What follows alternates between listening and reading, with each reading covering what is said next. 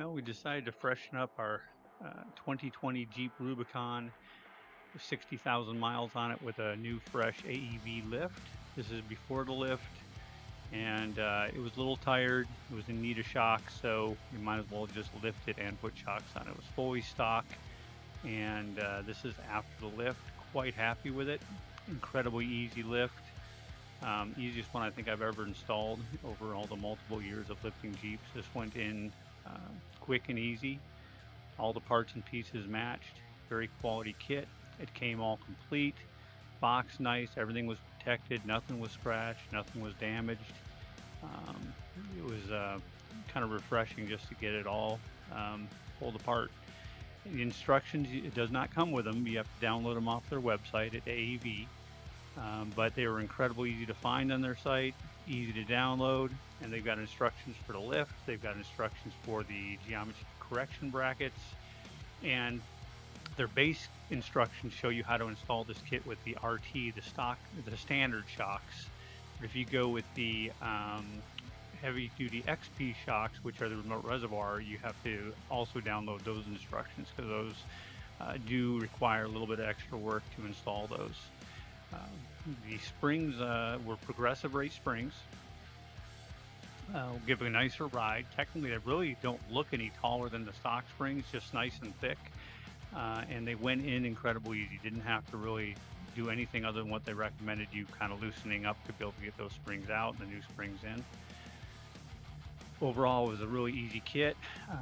I did use a little piece of kind of like a plastic little tube with a string to hold those little isolation pucks up when I was trying to insert the rear spring, because there is a indexing tab that needs to stay in there, and trying to set that on top of the spring and getting this little rubber index tab in the right hole was I felt, to me, it was impossible. So I just basically pulled and held those up so I could get it done. But I was quite happy with just how everything came together.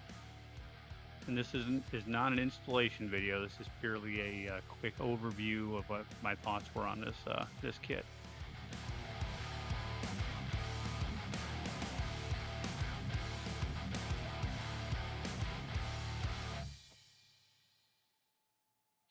The rear did go way easier than the front,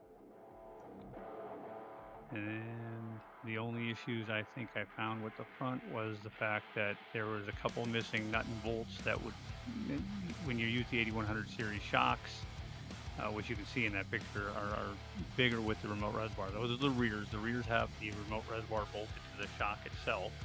The fronts have a remote reservoir that you kind of locate up kind of behind the front bumper. But the front shocks need a slight relocation of the lower mount, and it requires a bolt to bolt that bracket on, and that was missing. So the two bolts nuts and bolts for that were missing.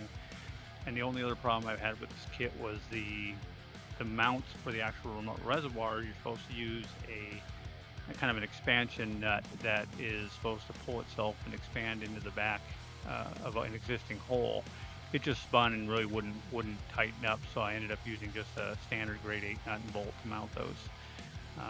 I did install the geometry correction brackets first, which they don't necessarily say they recommend or not, but it just seemed like the first thing to do would be to install those correction brackets, get those done, and then I worked on the front suspension. Otherwise, it went smooth the whole time. Just taking my time. Was probably just an afternoon on a Saturday. Probably took a total of, I think, 10 hours. And that's where the new reservoirs go. If you take a look at that, I'm not happy with that location. That's probably going to be, if I did rock crawling, those would not be there. I don't think they would survive in a rock crawling environment, at least not with the bumper I chose.